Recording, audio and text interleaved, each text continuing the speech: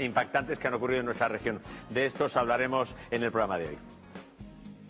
Estrenamos nueva sección en Gente como tú. De la mano del abogado penalista Pedro López Graña, repasaremos cada viernes los sucesos que más han conmocionado a los ciudadanos, prestando especial interés a los acontecidos en la región de Murcia.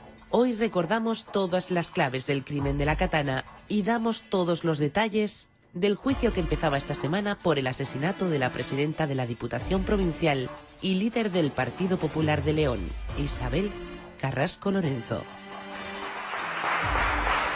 Bueno, pues tenemos con nosotros a nuestro querido amigo y reputadísimo abogado López Graña, y tenemos también a Demelsa. ¿Qué tal? ¿Cómo estás? Hola, buenas tardes. Que estás haciendo o has hecho una tesis muy interesante sobre estos crímenes y sucesos tan impactantes. Y vamos a empezar hablando del crimen de la Katana, porque vamos a recordar cómo sucedieron aquellos trágicos sucesos. Es uno de los crímenes que más ha conmocionado a este país, el triple crimen de la Katana en Murcia. Los hechos ocurrían durante la madrugada de marzo del año 2000. José Rabadán, de 17 años, mataba con una katana a sus padres y a su hermana pequeña, afectada por síndrome de Down. Pero, ¿por qué José Rabadán decidió asesinar aquella noche a sus padres? El mismo joven reconoció que mató a sus padres para tener una experiencia nueva. A su vez admitió que así les libraba del sufrimiento cotidiano. El parricida preparó el asesinato de su familia durante días. Aquella madrugada, ya casi amaneciendo, José Rabadán entró en primer lugar en la habitación de sus progenitores y mató a su padre mientras dormía. Después se dirigió a la habitación de su hermana pequeña y allí asesinó a su madre y a la niña. Tras la matanza, huyó y fue detenido 3 días más tarde en la estación de trenes de Alicante. Ingresó en la prisión de Sangonera, pero pocos meses después sale en libertad al entrar en vigor la nueva ley del menor, que impide encarcelar a menores de 18 años. Es internado en un centro de menores y cumple una condena de 8 años, más otros 2 años de libertad vigilada. Actualmente, aquel menor callado, frío, casi de hielo, ha cumplido su condena. Abogado, ¿ha cumplido su condena ya entonces? ¿Pero la ha cumplido íntegra o al final cómo ha quedado la cosa? Bueno, indudablemente la ha cumplido y la cumplió prácticamente íntegra. La condena, si no recuerdo mal, ¿cuántos años fueron? Si no recuerdo mal, eran 8 años de internamiento. Finalmente salió con un cumplimiento de 7 años y pico y obviamente ha hecho todo su cumplimiento y está, en principio, jurídicamente redimido. Claro. Hay una declaración, un titular de La Verdad que leímos: maté a toda mi familia para tener una experiencia nueva. Tú, como abogado que fuiste de él, ¿eso fue lo que te dijo a ti también? ¿Ese fue el argumento que dio? En realidad hizo varias indicaciones, dio en cierto modo hasta distintos motivos en la propia declaración inicial. Ese fue uno de ellos y básicamente coincidían todos en una argumentación absolutamente caótica y sin sentido.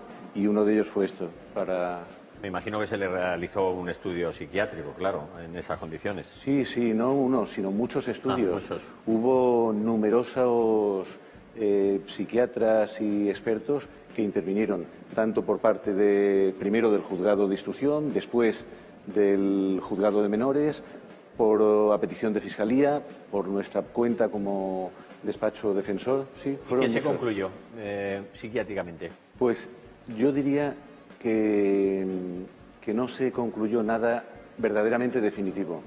Primero porque realmente es algo singular, es algo único, creo yo. Y segundo porque objetivamente había muchas discrepancias entre unos especialistas y otros. Es algo paradójico, pero había quien pensaba que había pues como un narcisismo, una psicopatía. Otros pensaban que no había una psicopatía, sino una psicosis. Se mezclaba también con posibles problemas epilépticos, pero realmente hubo dificultad para llegar a una conclusión. Ya. Y el tratamiento que le dieron los medios al caso, porque se le veía un chico tranquilo, pero eso por algún lado también, ¿no, María? ¿Eso era lo que inquietaba, el ver al chico tan tranquilo? Te llamo María, no sé si es simplemente de Melsa, es de Melsa, perdóname. Sí, en la tesis lo que se pone de manifiesto es que precisamente a partir de este crimen la prensa de Murcia, La Verdad y la Opinión comienzan a tratar de una forma diferente el crimen y adquiere de dimensiones de gran importancia. La prensa, como lo trató, sí, efectivamente lleva razón. El joven era una persona totalmente normal. Durante el interrogatorio al que se sometió en la policía no titubeó en ningún momento, no se retractó en nada, incluso lo contó todo en un relato, como si estuvieran escuchando una novela, todo lo relató tranquilamente. Es el primer caso al que se le pone como un nombre, ¿no? En vez de decir un triple homicidio, que es lo que fue, lo del crimen de la katana, ¿no? Eso es un titular periodístico más que otra cosa. Sí, bueno, ya en el año 90, con el crimen de los novilleros, también se le conoce así, el crimen de los novilleros, pero como tal, como crimen de la katana, sí, el primer crimen que lleva nombre como tal, sí, en el año 2000 con este triple crimen. Pedro, porque él utilizó una katana, yo no sé si la katana, uno puede tener, ¿de dónde sale una katana? Porque uno puede tener una katana en su casa, ¿es legal? Bueno, en principio no supone una ilegalidad, puede ser un arma blanca, pero en realidad lo que no se puede es llevar por la calle ni exhibirla, pero en tu propia casa puedes tener cualquier instrumento de este tipo, o como coleccionista, o incluso gente que se dedica a la esgrima o hace artes marciales, pero no supone ninguna infracción penal tener ese instrumento en tu propia casa. Y así lo tenían. En realidad creo, si no recuerdo mal, que fue el propio padre quien se la regaló precisamente para utilizarlo como herramienta de artes marciales. ¿Sí? También se relacionó de Melsa un poco con los juegos, los videojuegos. Aquello de alguna manera causó un poco de psicosis en los padres de que hoy los videojuegos para los niños pueden ser peligrosos. Sí, se le relacionó también con el juego, creo recordar, pero con Final Fantasy, salieron varios reportajes en prensa, juego de rol, un poco los padres, sí, la prensa ahí a lo mejor pudo crear algún tipo de alarma, pero en ningún momento al final la relación fue directa entre ese videojuego y el Pero crimen. como abogado, Pedro, ¿en algún momento te planteaste utilizarlo como un atenuante? La adicción a ese tipo de juegos, el impacto que podía haber hecho en su mente. Bueno, es muy dudoso que se pueda considerar o apreciar como atenuante una adicción a los juegos. Los juegos lo que sí pudieron hacer es potenciar Discúlpame, porque una ludopatía podría ser un atenuante en un delito, alguien que está enganchado al juego. Insisto para que ver un poco es muy dudoso. ¿Qué relación puede tener? Está ya catalogada la ludopatía, por ejemplo, como una enfermedad mental, pero jurídicamente todavía no es fácil que se pueda apreciar.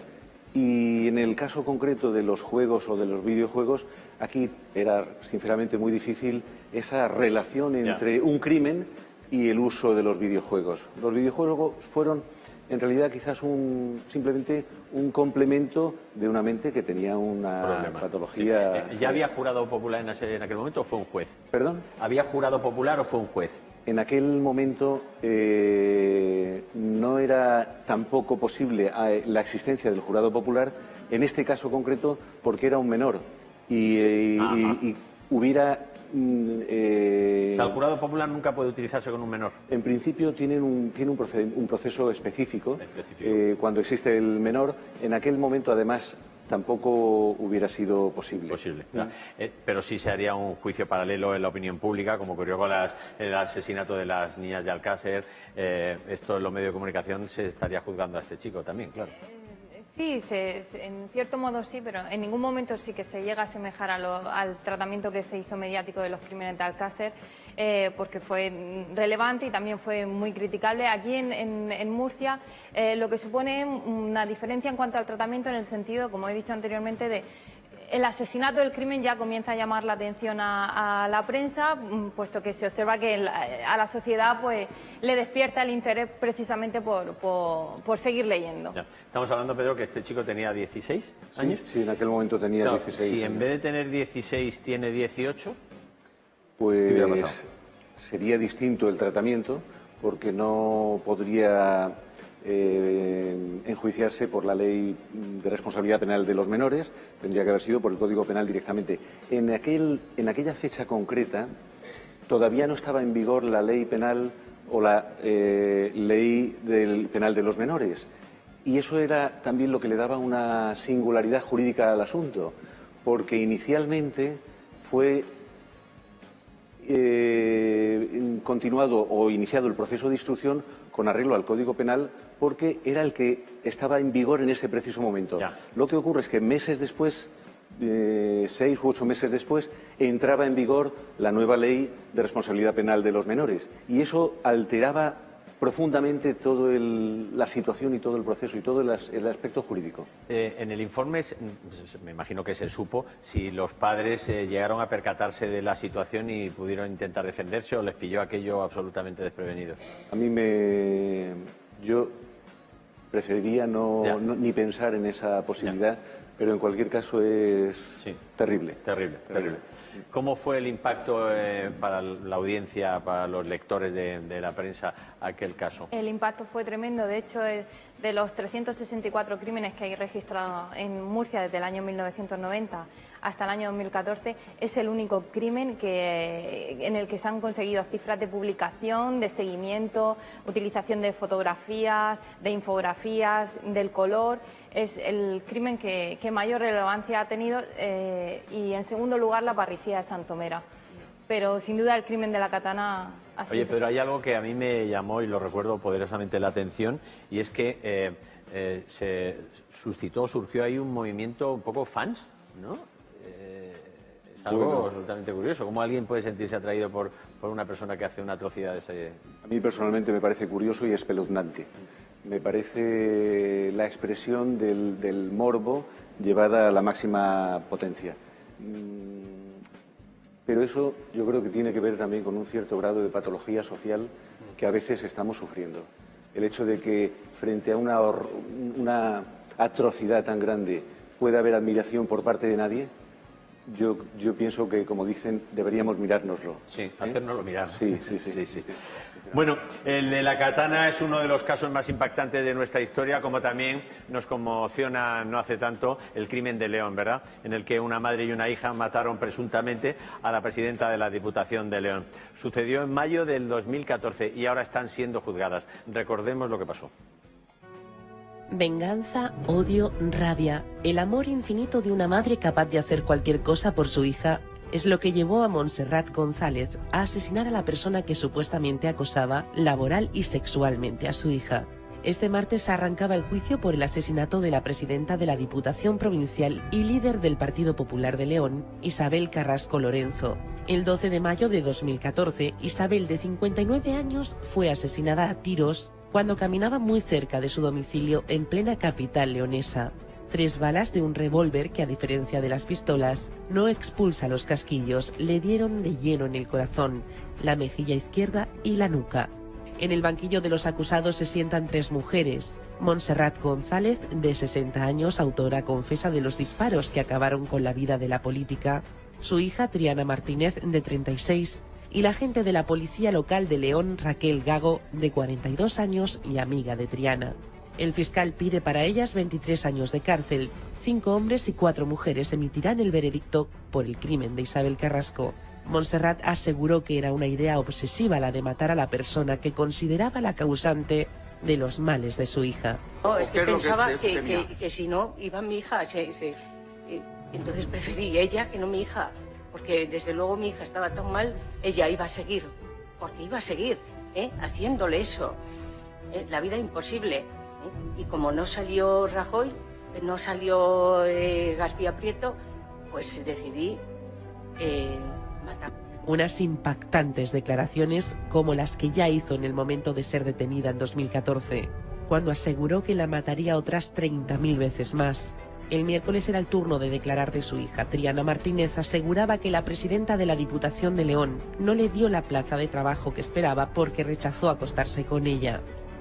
Me quiso tocar y me agarró por detrás para que no me soltara porque ya vio que yo me iba para atrás. Yo no quería besarla. Durante su declaración, Triana añadía que trató de evitar que su madre matara a la dirigente del Partido Popular leonés. La defensa admite el asesinato de Isabel Carrasco a manos de Montserrat y pide la libre absolución para Triana. Bueno, Pedro, yo creo que este caso, que en principio parece que está bastante resuelto, hay una clave que es el arma, porque ese arma que se ha utilizado en el crimen, de dónde lo han sacado, qué se ha hecho con ese arma, es lo que puede cambiar la involucración de una persona sola o de tres, que son, porque ahí hay un trío que participa en el tema, ¿no? La madre, la hija y, claro, la chica. El arma tiene dos aspectos muy interesantes desde un punto de vista jurídico y de los hechos y de la posible inculpación o culpabilidad. El primero es cómo se ha obtenido ese arma y el segundo es cómo nos hemos deshecho de ese arma. Y ahí hay elementos que son significativos para la defensa y para las acusaciones. El arma, al parecer, fue comprada en el mercado negro, tenía por lo visto, la identificación borrada y además, desde un punto de vista criminológico, es un revólver, con lo que quien tiene cierta formación en esta materia sabe que el revólver tiene más dificultad, no se extrae el casquillo, no salta, con lo que es muy difícil identificar el arma concreta. Y, por un lado, hasta ese momento, quiero decir, se compró, dónde se compró, quién la compró y si se compró precisamente con esa finalidad, con esta intención precisa. Por tanto, eso implica pues esa premeditación, esa planificación. Que va a influir en la pena, ¿no? Sí. Ahí en las películas nosotros leemos que... Y luego está sí, la parte del cómo deshacerse el arma. ¿Qué ha pasado con el arma a continuación? Que ahí hay una situación confusa. Sí. Y luego en las películas oímos que tiene que haber un cuerpo del delito y luego el arma y el móvil, ¿no? El móvil en este caso que dice que puede ser hasta un acoso sexual, laboral, ¿no? ¿Esto importa o los hechos son tan impactantes, quiero decir, tan graves, que da igual que al final sea por una cosa o por otra? En nuestro ordenamiento no tiene ninguna trascendencia absoluta el móvil. Ajá. Lo fundamental en nuestro contexto jurídico son los hechos, y si ha habido un crimen es un crimen, y es lo mismo si ha sido por amenaza, por cosa diferente, pero hubiera sido... claro, eso claro. Sí, pero en principio el que yo tenga una motivación para matar a otra persona espuria o con algún tipo de justificación, aunque hubiera habido una justificación como ella dice, no es justificable en absoluto y jurídicamente no se aprecia. Porque ese no puede ser un atenuante el miedo a recibir no el miedo una directo cosa es... en la defensa propia, sino el miedo que alguien tenga Claro. Existe la particularidad de la atenuante por miedo insuperable. Miedo insuperable. Pero el miedo no es la motivación para matar a alguien. El motivo es ¿por qué yo mato a una persona?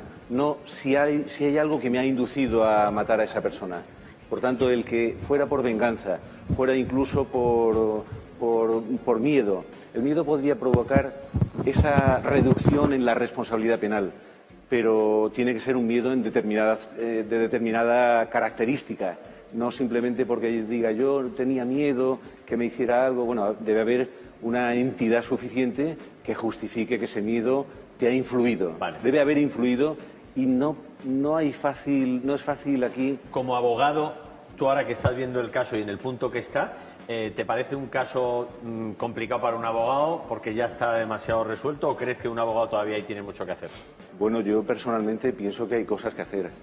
Más en unas de las imputadas o acusadas que en otras, pero sí hay cosas que hacer y realmente tiene... Porque que está claro que la madre es, porque además hasta ha reconocido que lo ha hecho y que lo volvería a hacer, incluso le preguntaron y tal. Ahora la duda está en la participación de la hija. Claro, la madre es confesa, se ha confesado, pero además hay testigos que la han visto y se ha pillado prácticamente infraganti. Por tanto, la responsabilidad o la autoría de ella es clara. Otra cosa será si tienen elementos para que esa responsabilidad pueda reducirse por un trastorno mental o una enfermedad innata o adquirida. La responsabilidad de la madre parece bastante clara, habrá que ver qué grado tiene.